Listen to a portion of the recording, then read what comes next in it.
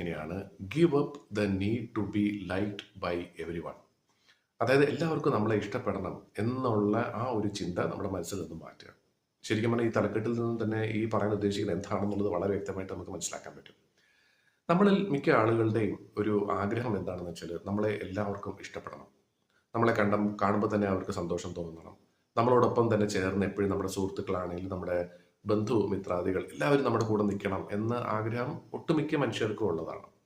അല്ലാതെ ഞാൻ ഒറ്റയ്ക്ക് ജീവിച്ചോളാം എന്ന് മിക്ക ആളുകൾക്ക് അങ്ങനെ തോന്നാറില്ല. എനിക്ക് എൻ്റെ കൂടെ എപ്പോഴും ആളുകൾ വേണം, എന്നെ ഇഷ്ടപ്പെടണം, എന്നെ ബഹുമാനിക്കണം, എന്നെ സ്നേഹിക്കണം. ഇത് പക്ഷേ എല്ലായ്പ്പോഴും സാധിക്കണം നിർബന്ധമില്ല. കാരണം നമ്മുടെ ഒരു രീതി അനുസരിച്ച് നമ്മൾ ചെയ്യുന്ന പ്രവൃത്തികൾ അനുസരിച്ച് നമ്മൾ ഇഷ്ടപ്പെടുന്ന കുറേ ആളുകളുണ്ടാകും, ഇഷ്ടപ്പെടാത്ത കുറേ ആളുകളുണ്ടാവും. അപ്പം എല്ലാവരും പ്രീതിപ്പെടുത്താനായിട്ട് നമ്മൾ പോയി കഴിഞ്ഞാൽ നമുക്ക് സ്ഥിരമായിട്ട് ഒരു സ്വഭാവം ഉണ്ടാവില്ല. അത് വളരെ അപകടകരമായിട്ടുള്ള ഒരു കാര്യം തന്നെയാണ്. കാരണം പല ആളുകളും ഒരുപക്ഷെ നമ്മൾ ശ്രദ്ധിച്ചിട്ടുണ്ടാകും, എല്ലാവരും പ്രീതിപ്പെടുത്താനായിട്ട് ഒരാളൊരു കാര്യം പറയുമ്പോൾ അയാളുടെ കൂടെ നിൽക്കും. തൊട്ടടുത്ത നിമിഷം വേറൊരാൾ ഇയാൾക്കെതിരെ എന്തെങ്കിലും കാര്യം പറയുമ്പോൾ അയാളുടെ കൂടെ നിൽക്കും.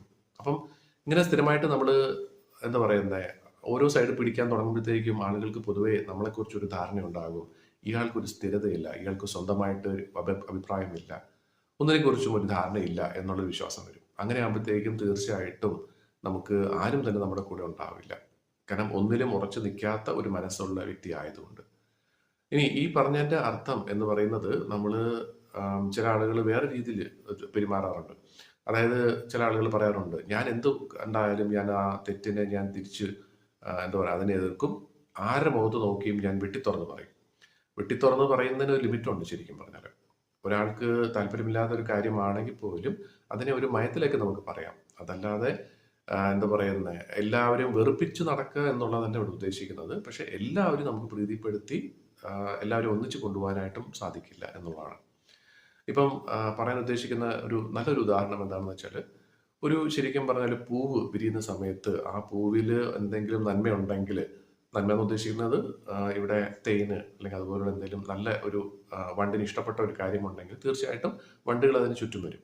പക്ഷെ ആ പൂവ് കുറേ നാൾ കഴിഞ്ഞിട്ട് അത് കൊഴിഞ്ഞു പോകുന്ന സമയത്ത് വണ്ടുകൾ ചിലപ്പോൾ അവിടെ നിന്ന് പോയേക്കാം. അപ്പം നമ്മളിലുള്ള നന്മയാണ് ഇവിടെ ആ ഒരു തേനായിട്ട് നമുക്ക് കാണാൻ പറ്റുക. നമ്മുടെ പ്രവൃത്തികളുടെ നന്മ, നമ്മുടെ സ്വഭാവത്തിൻ്റെ നന്മ, അത് കണ്ട് ഇഷ്ടപ്പെടുന്ന കുറേ വ്യക്തികളുണ്ടാവും. അവർ തീർച്ചയായിട്ടും നമ്മുടെ കൂടെ തന്നെ ഉണ്ടാകും. പക്ഷേ നമുക്ക് ഒരു കാര്യത്തിൽ ഉറച്ചു നിൽക്കാനായിട്ടുള്ള ഒരു കഴിവ് വേണം. നമ്മുടെ വിശ്വാസം അല്ലെങ്കിൽ നമ്മുടെ പ്രവൃത്തികൾ ശരിക്കും പറഞ്ഞാൽ ഒരു നന്മയുടെ പാതയിലാണെന്നുണ്ടെങ്കിൽ തീർച്ചയായിട്ടും നമ്മുടെ കൂടെ നിൽക്കുന്ന കുറേ ആളുകളുണ്ടാകും. ആളുകൾ തന്നെ മതി നമുക്ക് ശരിക്കും പറഞ്ഞാൽ ജീവിച്ച് മുന്നോട്ട്